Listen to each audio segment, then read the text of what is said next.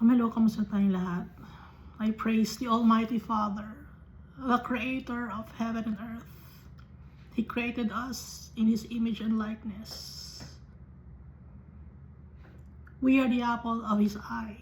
Our Father, Yahweh, Jehovah, the great I am, the Alpha and the Omega, the beginning and the end. Our Father is faithful to us. He will never leave us nor forsake us, even if we are already old and gray. Our Father is full of mercy and grace, slow to anger, very patient. He's always waiting for us to go back to Him. In the name of Jesus, our Father sent to us the only mediator, the Almighty Father, Jesus Christ, Yeshua, the Lamb of God, the bread of life, the man clothed in linen with an inkhorn. He's the one writing our names in His book of life. Jesus also loves us. He considers us His friends, not servants anymore, but friends. And He wants His friends to reign with Him in His kingdom that will never end.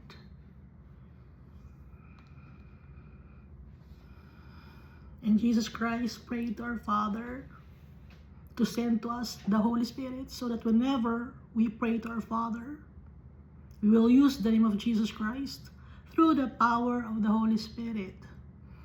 The Holy Spirit also is the one reminding us to obey our Father, reminding us to follow the path to righteousness. Follow Jesus Christ. And if we are followers of Jesus Christ and we love our Father, the Holy Spirit will shower us with fruits and gifts. People will know that we are followers of Jesus Christ if we have love, joy, peace, forbearance, kindness, gentleness, goodness, faithfulness, and self-control. So last time we read 2 chapters from the book of Proverbs. It's chapter 4 and chapter 5 of Proverbs. Dito sa chapter 4 of Proverbs, we are secured if we have wisdom. We must not forsake wisdom. The beginning of wisdom, fear of the Lord. We must love our Father. We must fear Him. We must respect Him. Do not forsake His commandments.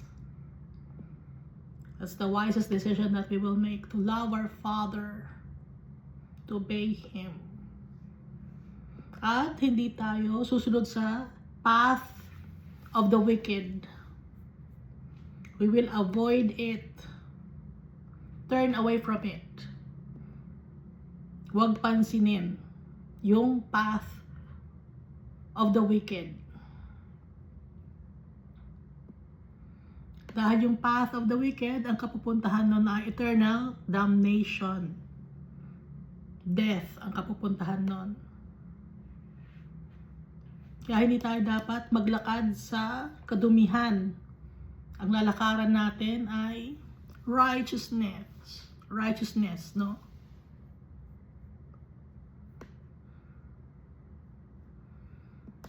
Hindi tayo mangloloko, magsisinungaling, hindi.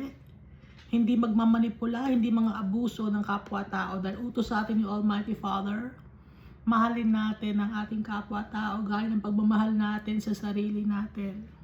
Huwag natin gagayahin ang ways ng mundo na to. Dito sa Proverbs chapter 5 naman,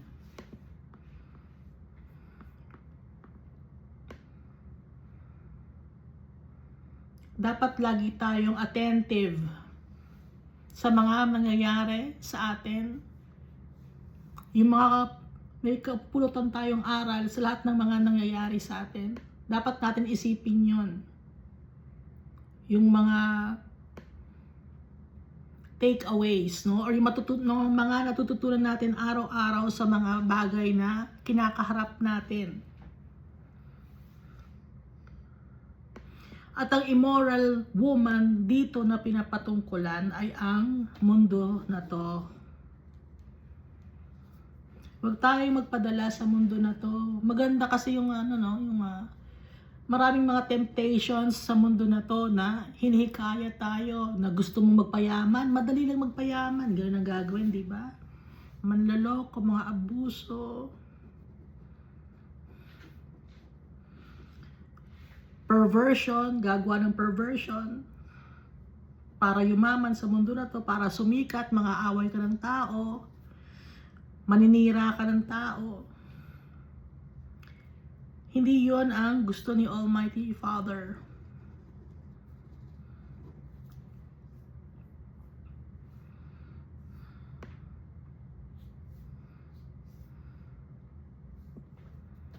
So pinapakita dito na yung mga tao ay nasasarapan silang gumawa ng kasalanan. For the lips of an immoral woman drip honey and her mouth is smoother than oil. Ang galing magsalita, mag-convince ang mundo na to. Hindi ka sumama ka na sa akin, ganito ang kalakaran sa mundo na to para sumikat ka, para yumaman ka, ganito ang kalakaran sa mundo, sumama ka na rin, gayahin mo ang kalakaran ng mundo na to. Hindi yun ang gusto ni Almighty Father. Dapat against the grain tayo. Yung utos ni Almighty Father against the grain ng mundo na to. Hindi tayo magpapadala sa agos ng mundo na to. Dahil ang mundo na to, yung mga wicked people, ang kapupuntahan ay death. So laging itinuturo sa atin na ang kapupuntahan ng disobedience, ng wickedness, paulit-ulit death ang kapupuntahan.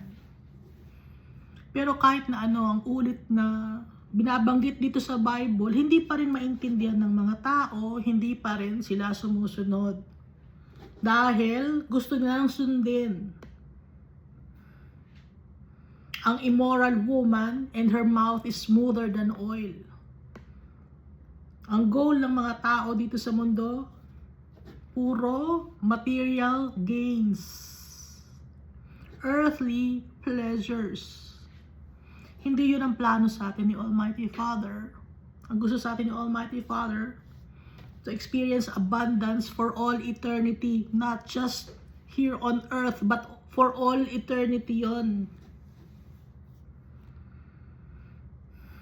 Ano lang kailangan natin gawin? Sundin natin si Almighty Father. Denying ourselves, taking up our cross and following the path to righteousness, following Jesus Christ. Kaya dapat lagi tayo sa lahat ng mga decision making natin, i-check natin, may wisdom ba ako? Ano bang wisdom? Galing kay Almighty Father yon. Dapat lagi natin itatanong si Almighty Father. Araw-araw. Kausapin natin tatay natin. Maririnig natin ang kanyang boses. You will hear a voice behind your ear. May mga tao hindi nila alam, bakit natin kakausapin si Almighty Father? Maririnig ba natin siya? Yes. Nakalagay sa Bible. Pero pag may nagsasabi sa iyo ng kadumihan, yun ang itinuturo sa iyo, hindi yun galing kay Almighty Father. Pag wickedness, pag arrogance, pag selfishness, lahat ng mga paggalit sa kapwa-tao or pang-aaway sa kapwa-tao, hindi yung galing kay Almighty Father. Hihingi tayo ng kapatawaran sa tatay natin. Sa pangalan ni Jesus Christ. Dahil si Jesus Christ nagpapatawad din ang kasalanan ng mga tao. Therefore, Jesus is also God.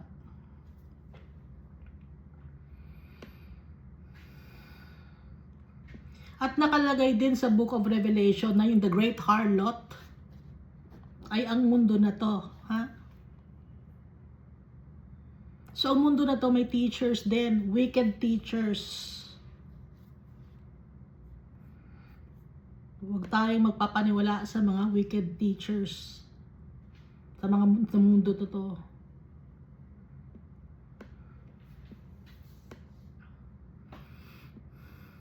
Dahil tayo, mga followers of Jesus Christ, we are the bride of Jesus.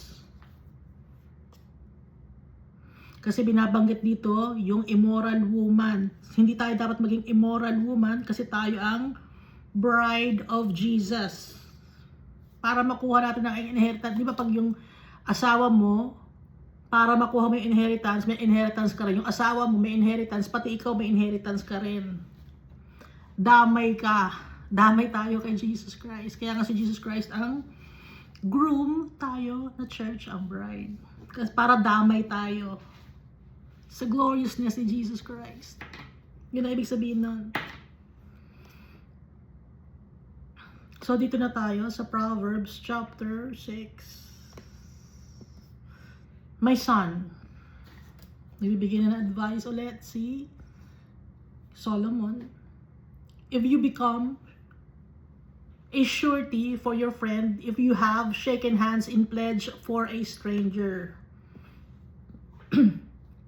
Nakipartake ka, nakisali ka, nakipagkaibigan ka. You are snared by the words of your mouth. You are taken by the words of your mouth. Natrap ka na. So do this, my son, and deliver yourself para hindi ka mapahamak. For you have come into the hand of your friend. Go and humble yourself. Plead with your friend. Para hindi ka matrap, magmakaawa ka, plead with your friend. Give no sleep to your eyes, nor slumber to your eyelids. Huwag kang matutulog nang hindi ka humihingi ng tawad. Para ikaw ay mawala sa trap. Deliver yourself like a gazelle. Yung gazelle, mabilis tong tumakbo na hayop. Para siyang deer. Tumakbo kang palayo. Deliver yourself like a gazelle from the hand of the hunter and like a bird from the hand of the fowler. Sino yung hunter? Sino yung fowler? Ito yung nanghihikayat sa atin gumawa ng wickedness. No? Deliver yourself like a gazelle from the hand of the hunter and like a bird from the hand of the fowler. Magde-decide tayo. Magpapakumbaba. Plead with your friend. Magmamakaawa. Hindi matutulog, hindi magpapahinga. Para tayo ay hindi matrap. Tayo ay may free, maging free sa hand ng hunter or fowler. Sino yung hand ng hunter? Sino yung fowler na yon? Yun ay ang wickedness. Yung fowler, yung accuser natin. Nanguhuli, hinuhuli niya tayo para dalhin niya tayo sa kanyang trap. Hindi tayo dapat sumama. Ang gagawin natin, humble yourself. Magpapakumbaba tayo sa tatay natin. Plead with your friend. Pati yung ating yung kaibigan or kakilala, isama natin sa ipakilala natin kay Almighty Father. Itaas natin yung mga kaibigan natin. Plead with your friend. Para kasama yung kaibigan natin or kakilala natin or yung neighbor natin, hindi rin sila matrap. I-share natin ang salita ni Almighty Father. Ang gospel sa mga tao. Para hindi tayo maging slave or hindi tayo maging prisoners of sin. Verse 6. Go to the ant, you sluggard. Tingnan mo yung mga langgam. Ikaw na tamad. Consider her ways and be wise. Tignan mo yung mga langgam. Maging wise ka. Gayahin mo yung langgam. Which having no captain, overseer, or ruler, yung langgam wala silang queen bee, hindi gaya ng mga bubuyog. Yung langgam wala silang captain, wala silang ruler, wala silang leader, yung mga langgam. Provides her supplies in the summer and gathers her food in the harvest. Sama-sama sila, tulong-tulong sila para makakain. Nag-gather sila ng mga pagkain pag summer. Para pagdating ng rainy season, meron silang makakain. How long will you slumber or sluggard? Hanggang kailan ka matutulog? Magpapatamad-tamad. When will you rise from your sleep? Kailan na babangon? Kailan mabubuksan ang isip at puso mo? A little sleep, a little slumber, a little folding of the hands to sleep. Complacent ka. Lazy ka. Tutulog ka, tapos mag-i-stop ka, tapos diretso ka uli. Yung langgam, hindi sila nag-i-stop na magtrabaho. So tayo, hindi rin tayo mag-i-stop, sundin si Almighty Father. Pag susunod yung tatay natin, pag nagbabasa tayo ng Bible, wino-worship natin ang tatay natin. We are storing up treasures in heaven. Napapalapit tayo sa tatay natin, nakikilala natin siya. Pag pinapractice natin yung teachings ni Almighty Father, susunod natin yung teachings ni Jesus Christ. So shall your poverty come upon you like a prowler, and you need like an armed man. Poverty, meaning magkakaroon ka ng kakulangan. Alam naman natin na pag Almighty Father, there's abundance and contentment with our Father. Saan ngayon makukuha yung poverty? Bakit ka magiging mahirap? Yung poverty na ibig sabihin nito ay kukulangin ka. Hindi ka magiging hindi ka satisfied. You will never be contented. Saan yun? Like a prowler, para kang magnanakaw. Wala ka ring inheritance. Saan yun? Sa eternal damnation yun. Lahat ng mga tao na nagwo-worship kay Almighty Father,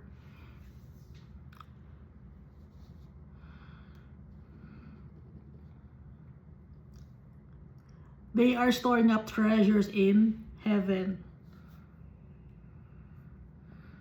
Lahat ng sumusunod ng law ni Almighty Father is storing up treasures in heaven. Dahil, kung dito tayo sa mundo, tas nagpayaman kayo dito sa mundo, yung mga bagay dito na iniipon ninyo sa mundo, nasisira, nabubulok, hindi yun real treasure. Dahil ang mundo na to, it's just a mirage. It's not real.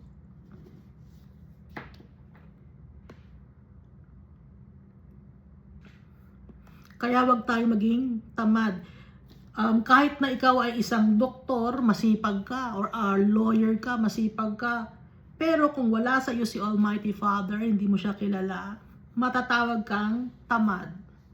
Dahil hindi ka nag-store up ng treasures in heaven. Dahil ang alam mo lang gawin ay ang hakutin ang kayamanan dito sa mundo na wala namang kwenta. At iiwan mo rin lang kung ikaw ay mamamatay na. Kaya kahit ano pa ang trabaho ninyo, sabihin nyo, kayo ay architect, engineer, kayo ang CEO ng pinakamalaking kumpanya, kayo ay ayaw nyo magpahinga, puro kayo trabaho. Hindi yan ang trabaho na gusto ni Almighty Father na gawin ninyo. Ang gusto ni Almighty Father ay sundin natin siya. Doon tayo makakapag-store up ng treasures in heaven. Pag sinunod natin yung tatay natin, yung treasure na yun, hindi mawawala yun. Si Almighty Father, siya ang ating treasure.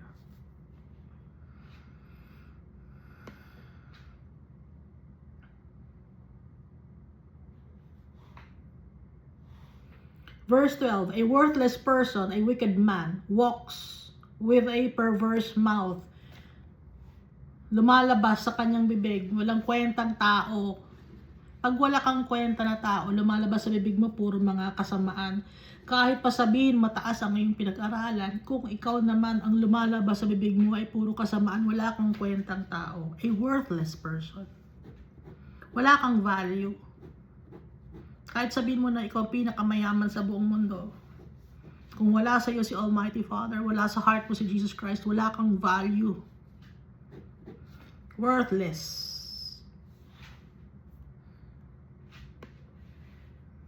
Walks with a perverse mouth. Ano yung perverse mouth? Puro kasinungalingan ang lumalabas sa bibig. He winks with his eyes. Kumikindat yung mata niya. He shuffles his feet. He points with his fingers. Perversity is in his heart. He devises evil continually. Hindi matapos ang paggawa ng evilness. Nasa heart niya, nasa mind niya ang paggawa ng kadumihan. He sows discord. Gusto niya lagi may gulo. Gusto niya lagi may competition. Gusto niya lagi siya ang angat. Kaya dito sa mundo, ang daming competition, di ba? Kasi nga, lahat ng mga tao gusto nila lagi sila ang angat. Sila ang magaling, sila ang sikat.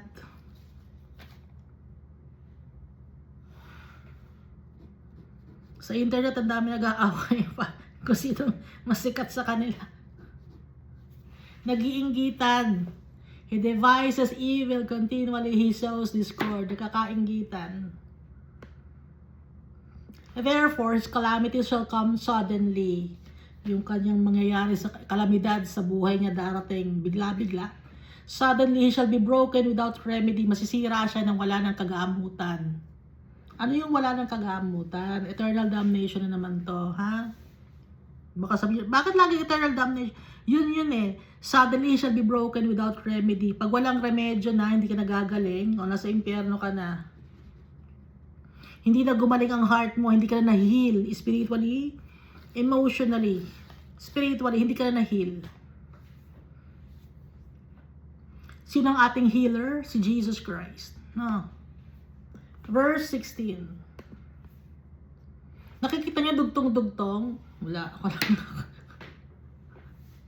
Ako lang naman nanonood dito. Iska, nakikita mo dugtong. O, dugtong-dugtong nga. Suddenly he shall be broken without remedy. This 6 things the Lord hates. Ito yung 6 things na ayaw ni Almighty Father. Yes, 7 are an abomination to Him.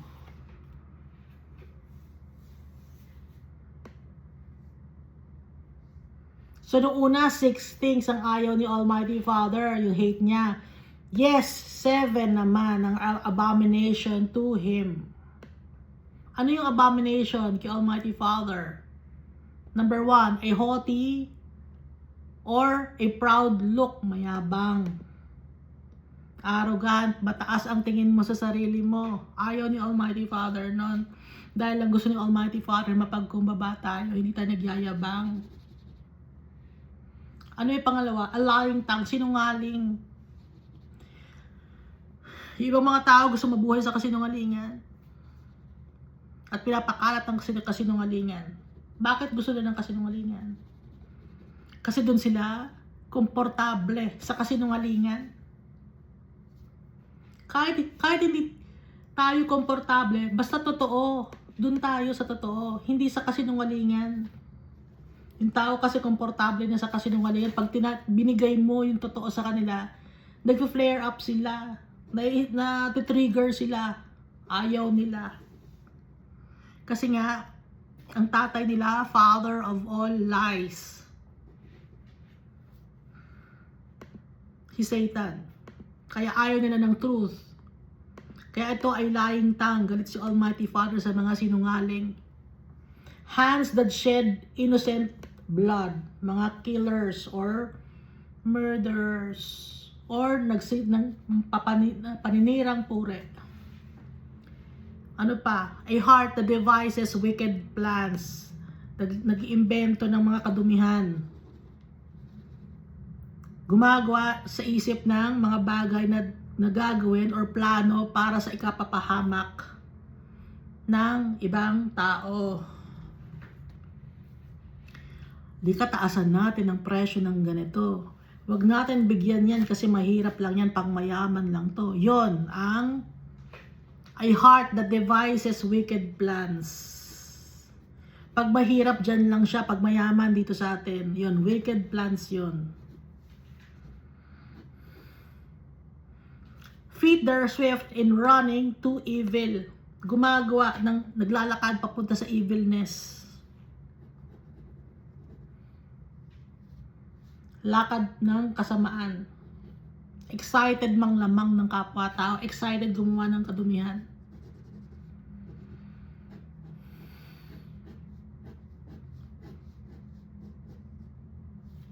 A false witness who speaks lies.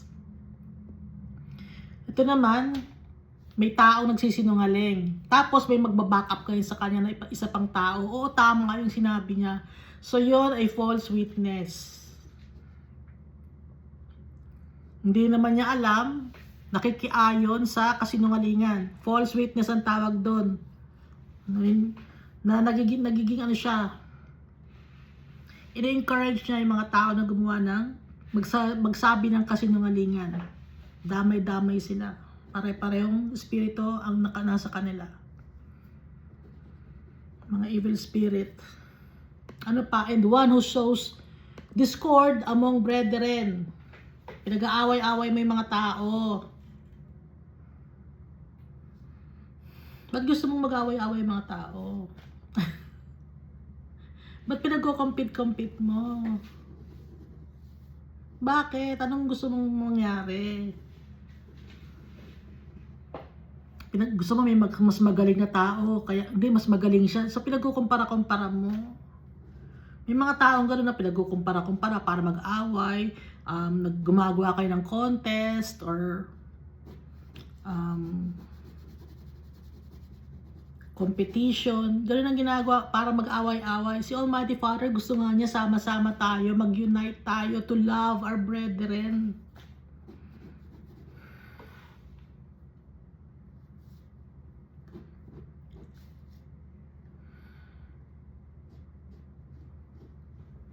Ano pa yung isang example ng a heart that devises wicked plans? Isa sa example ng heart that devises wicked plans, gustong pababain ang population dito sa mundo. Wicked yung plano na yon. Bakit wicked? Gustong patayin ang mga tao dito sa mundo. Gusto nila maba ang population. Gusto nila i-promote ang responsible parenthood or planned parenthood. Yung mga birth control. Yon ay wicked plan yon. Hindi yung plano ni Almighty Father. Yung pang-aaway sa kapwa-tao, hindi yung plano ni Almighty Father. Yung pag tinataasan niyo yung presyo ng mga bagay dito sa mundo, hindi yung plano ni Almighty Father.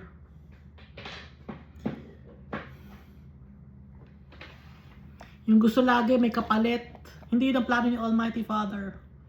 Naghahanap ng anong kapalit nito? May mga ganon.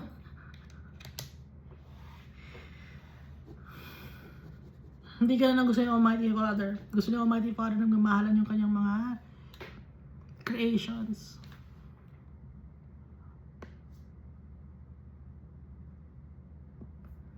Verse 20. So alam na natin ano, yung 7 abomination, mayabang, sinungaling, kamay na gumagawa ng kasamaan, mga murderer, a heart that devises wicked plans, nagpaplano ng kasamaan, yung paa na naglalakad papunta sa kasamaan, ano pa, false witness, sinungaling, binaback upan yung mga sinungaling na tao. May lying tongue na, tsaka nang baback up doon sa sinungaling na tao. Ano pa? Yung gusto na mag-away-away ang mga tao sa mundo. Verse 20. My son, keep your father's command and do not forsake the law of your mother. So nabanggit ito dati, di ba? Na yung command ng tatay mo at yung law ng mother mo, uphold it. Ibig sabihin yung advice. Dahil maalam na yung mga tao, yung mga nanay at tatay, kasi sila na yung naka-experience. Hindi man ito ay yung biological parents, pero advice ito ng mga taong naka-experience na ng hirap sa buhay. Anong gagawin? Bind them continually upon your heart, tie them around your neck. Maging kaisa mo. Yung mga turo or yung law Yung Almighty Father, dala-dala lagi, ipapamuhay araw-araw. Verse 22, when you roam, they will lead you. Kung ikaw ay naglalakad, yun ang iyong magiging guide. Yung turo ni Almighty Father. When you sleep, they will keep you. Pag ikaw naman ay natutulog, hindi ka anxious dahil yun ang magbibigay sa iyo ng magpapacify sa iyo. Yun ang magpapacify sa iyo, yung commands ni Almighty Father. And when you awake, they will speak to you. At paggising mo naman, yun pa rin ang iyong dapat na isipin. Ang commands ni Almighty Father, sundin. Magkaroon lagi ng wise decision making. For the commandment is a lamp, and the law a light. Liwanag yon, liwanag at ilaw. Commandment is a lamp, liwanag, and the law a light, ilaw. Reproofs of instruction are the way of life. Yun ang ipamuhay araw-araw. Way of life yun, araw-araw. Habang gising ka, gagawin mo yun. Pag tulog mo, pacified ka. And then, pag gising mo ulit, yun ulit. Nasa heart mo kasi yun. Hindi mo iwawaglit dahil yun ay nakadikit na sa'yo. I-practice ang commands ni Almighty Father to keep you from the evil woman, from the flattering tongue of a seductress. Sino tong evil woman na to? Alam natin na sa Book of Revelation, ang evil woman, the great harlot,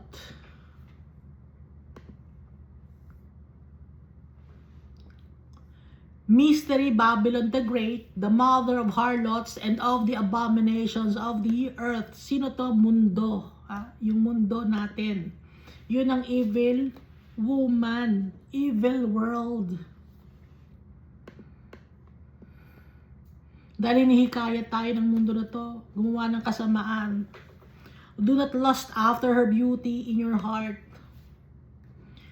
Huwag nakatingin sa mundo na to. Nor let her allure you with her eyelids. For by means of a harlot, a man is reduced to a crust of bread. Masisira ang buhay mo. Pag nakiayon ka sa mundo na to, masisira ang buhay. At kung matatandaan natin, si Ohola at saka si Oholiba, harlot din sila. Yung Oholiba nation yon, si Ohola at saka si Oholiba. Isang Jerusalem at isang Israel. Kaya harlot kasi nga madumi ang mundo na to, yung nations natin, yung kalakaran sa mundo na to, madumi.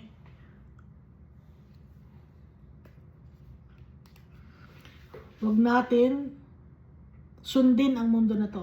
For by means of a harlot, a man is reduced to a crust of bread, and an adulteress will prey upon his precious life. Sira ang buhay. Pag nakiayon sa mundo na to, sayang ang kaluluwa ng tao na punta sa impyerno dahil nakiayon sa mundo na to. Nakapartake sa wickedness, sa uncleanness of this world. Verse 27, can a man take fire to his bosom and his clothes not be burned? Ang isang tao ba, kukuha siya ng apoy, lalagay niya sa kanyang bosom, sa tiyan. Hindi ba siya masusunog nun, yung damit niya? Hindi ba siya maapektuhan or mahahawa? No? Can one walk on hot coals and his feet not be seared? Maglalakad ka sa, ano yung tawag coal sa Tagalog? Charcoal? Ano man uling? Maglalakad ka sa uling? Hindi ka ba mapapasok? Hindi ka ba madudumihan ng mundo na to? Kung nakiayon ka, madudumihan ka. Ha?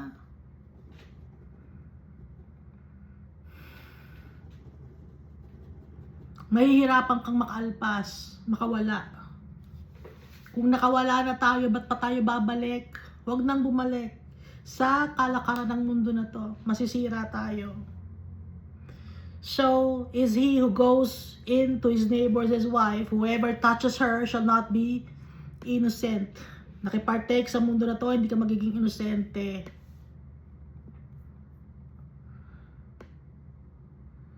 Madadamay ka, masisira ka, madudumihan ka.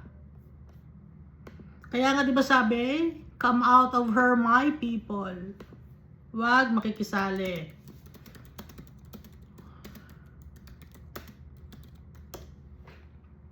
Revelation chapter 18 verse 4.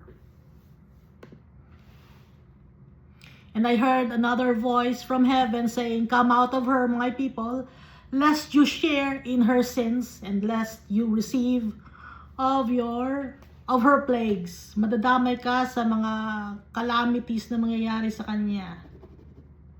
Huwag kang makipartake. Okay po, huwag kang makishare sa kanyang kasalanan. Madudumihan ka, madudungisan ka, masusunog ka. People do not despise a thief if he steals to satisfy himself when he is starving. Yet when he is found, he must restore sevenfold. Babayaran yun, ibabalik niya yun 7 times. Yung kanyang ninakaw. He may have to give up all the substance of his house.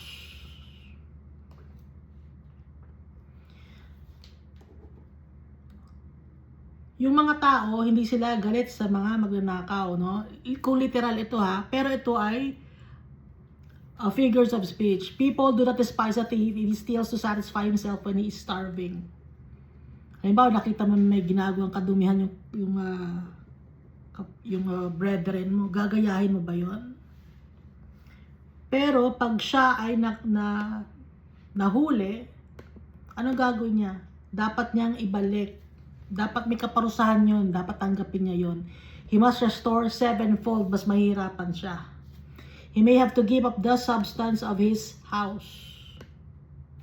Whoever commits adultery with a woman lacks understanding. Wala kang wisdom. He who does so destroys his own soul. Sinisira mo ang iyong kaluluwa. Sinisira mo ang chance mo na makabalik kay Almighty Father.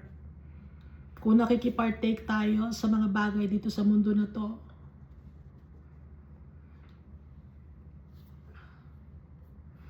yung adultery, hindi lang to yung adultery na pag may asawa. Adultery, ito ay yung contract ni Almighty Father, hindi mo sinusunod. Disobeying the contract, ibig sabihin ng adultery. Hindi lang ito yung sa mag-asawa na nakikipagtabi ka sa may asawa or sa kahit hindi mo asawa. Yung adultery, ito ay yung kontrata, hindi mo sinusunod.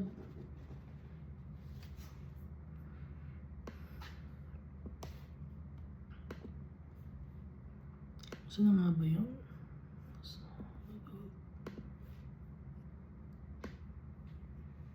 So, pasin na yun. Hindi na ako sa sarili ko. Ano?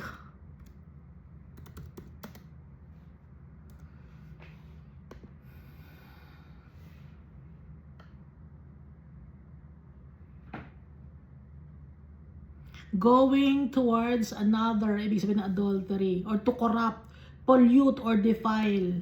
Alam natin ang kasalanan nakakapag-corrupt, nakakapag-pollute, nakakapagsira ng tao, ang kasalanan. So yung adultery, hindi lang ito yung sa mag-asawa, or sa hindi mo asawa pumapatol ka, or pareho kayong single, kundi ito yung dinudumihan mo yung sarili mo. Kasalanan ito. Hindi lang ito yung confined sa adultery ng male at female. Ito ay paggawa ng kadumihan. Generalized. Whoever commits adultery with a woman lacks understanding. He who does so destroys his own soul. Sisira mo yung sarili mo, yung kaluluwa mo, mapupunta sa impyerno, dinidestroy mo. wounds and dishonor he will get, and his reproach will not be wiped away. Hindi matatanggal. Hindi matatanggal yung reproach. Pag nasa eternal damnation na, pag nasira na yung kaluluwa mo, hindi na makakabalik sa dati. Kaya habang may chance pa tayo, nandito pa tayo sa mundo, may chance pa tayo. For jealousy is a husband's fury. Therefore, he will not spare in the day of vengeance. Jealousy is a husband's fury. Alam natin ang church, ulitin ko, yun ang bride. Si Jesus ang groom. Magagalit si Jesus Christ. Siya ang groom. Magagalit siya sa church kung tayo ay gumagawa ng kadumihan. For jealousy is a husband's fury, therefore he will not spare in the day of vengeance. Kailan yung day of vengeance? Or vengeance? Day of vengeance ay nasa book of Revelation, pagdating ni Jesus Christ. Yun ang day of vengeance. I-judge ang mga tao. Verse 35, he will accept no recompense, nor will he be appeased though you give many gifts. Hindi matatanggal yung galit. Pag dumating na sa yung time ng pagdating ni Jesus.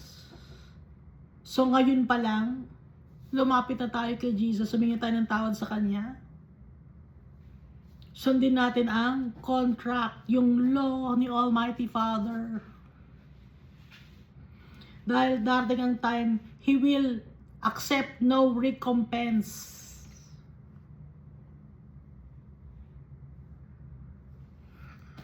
Nor will He be appeased, though you give many gifts, kahit madami kang pera. Hindi, nagbigay naman ako ng madami sa sa church namin, nag-donate ako. Hindi doon nakukuha yon. Sa madaming gift, sa madaming donation, sa madaming tithes na binigay mo. Hindi yun ang basihan. Ang basihan ay ang pagsunod sa law, sa commandments.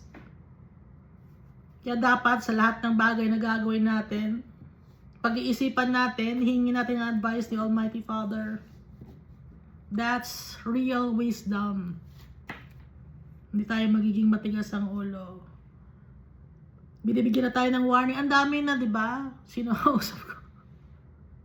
Ang daming warning dito sa Bible.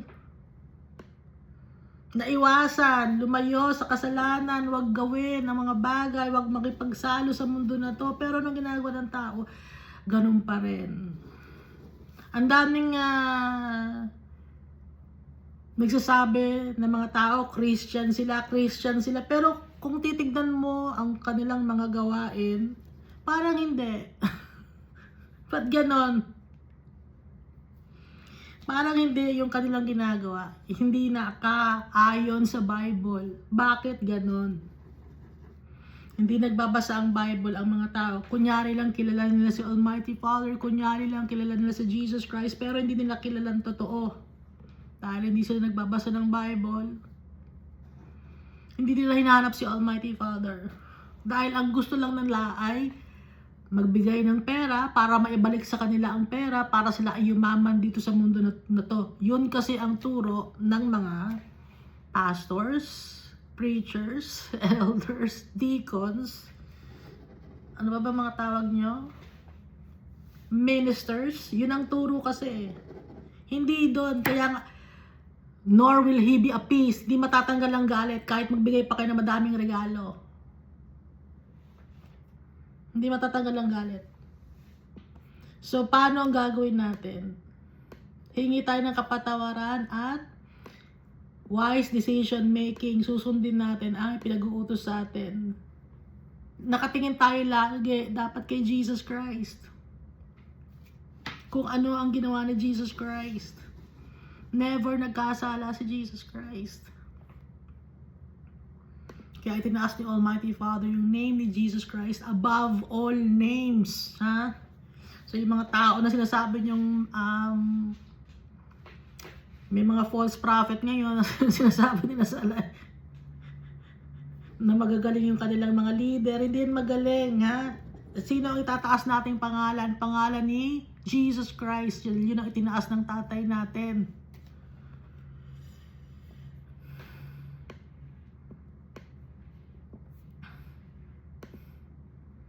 Tayo kayo ng napakaraming Bible school. Mali naman ang tinuturo ninyo. Nagwi-withhold kayo ng information. Bakit?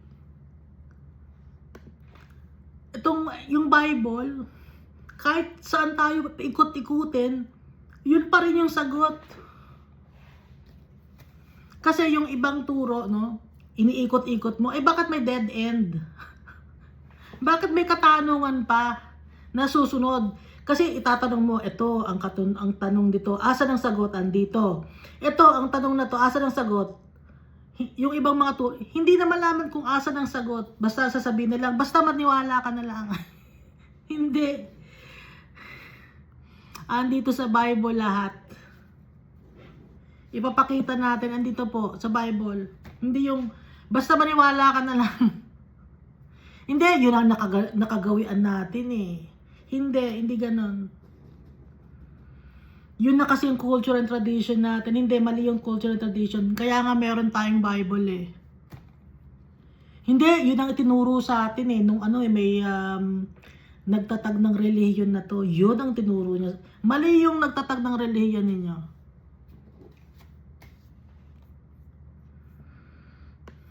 Si Almighty Father, si Jesus Christ, hindi religion ang tinatag.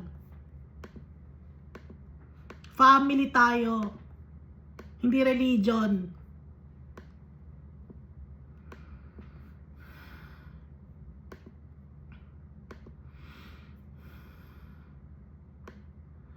Dapat iti-check natin lagi sa Bible. Andito ba sa Bible? Yun, nandito sa Bible lahat. Ha? Ngayon, yung ibang mga nagsasabi na sila ay Christian, bakit wala naman sa Bible? Hindi naman tinuro sa amin yan. Paano hindi sa iyo tinuro? Hindi nga tayo niya tinuturo. Hindi ka nagbabasa mismo ng sariling Bible. Madami kayong Bible, di ba? Kakapal ang Bible ninyo. Dala-dala pa ninyo yun sa ninyo, di ba? Sa congregation ninyo, kakapal yun. Pagandahan pa kayo ng Bible, di ba? Pero pag tinanong naman kayo, hindi niyo alam ang sagot. Ba't ganon? Kasi hindi niyo binabasa. Hindi, yun ang turo niya eh. Okay na to. Hindi. Kayo mismo, halimbawa, nakikinig kayo, may nakikinig mo sa akin. Check nyo mismo, kayo rin, hanapin. Kaya nga, seek ye first the kingdom of God, ha? May narinig kasi ako, bakit yung sinasabi niya, wala namang tinuro sa amin. Hindi mo chinecheck yung Bible, i-check mo kaya.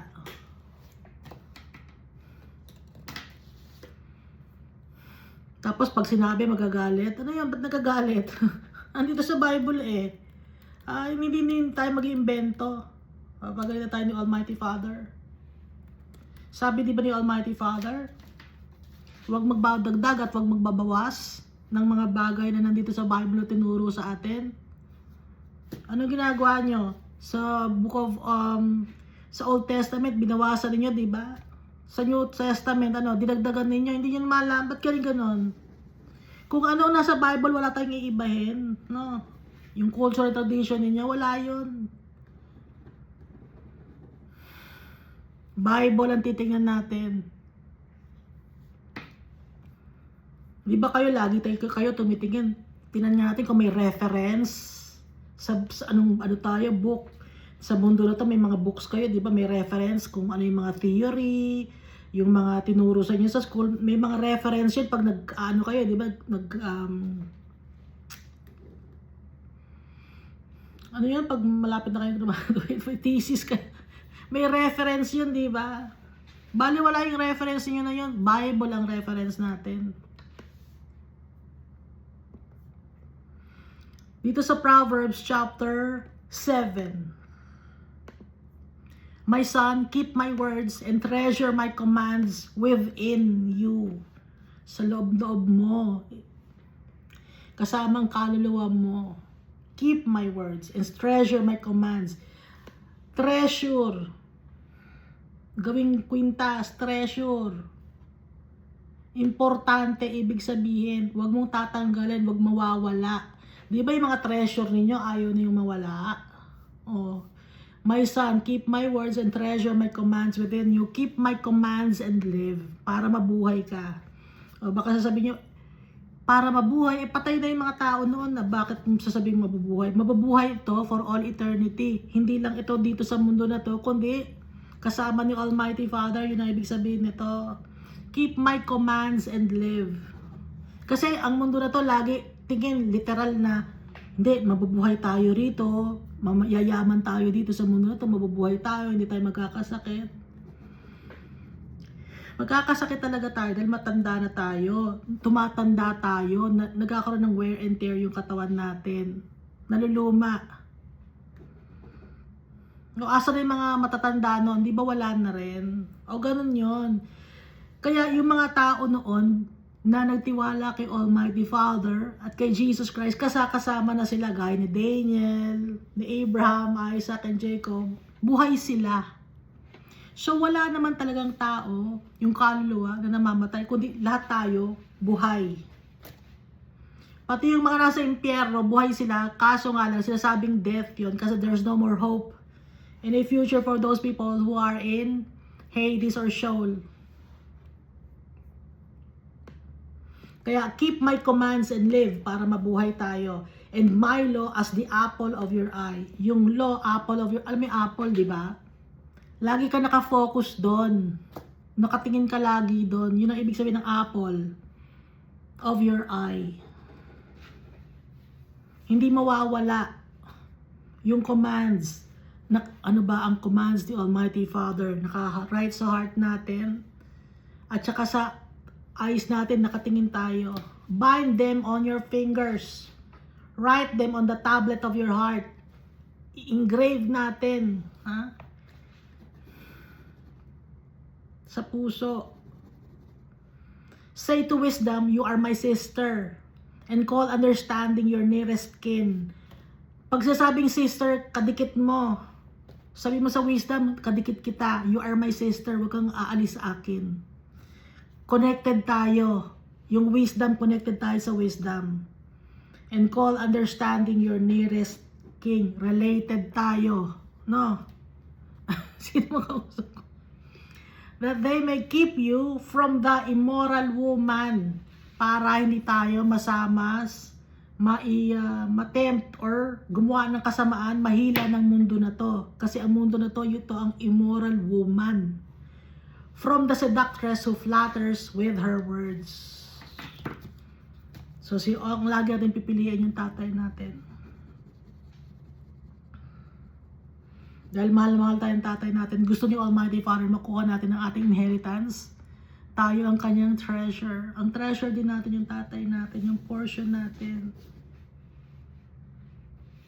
Gusto ni Almighty Father na makasama tayo for all eternity. Kaya pinadala niya sa atin si Jesus Christ. Tinuturuan niya tayo since the beginning up to now. Hindi natatapos. Yung turo sa atin ng tatay natin.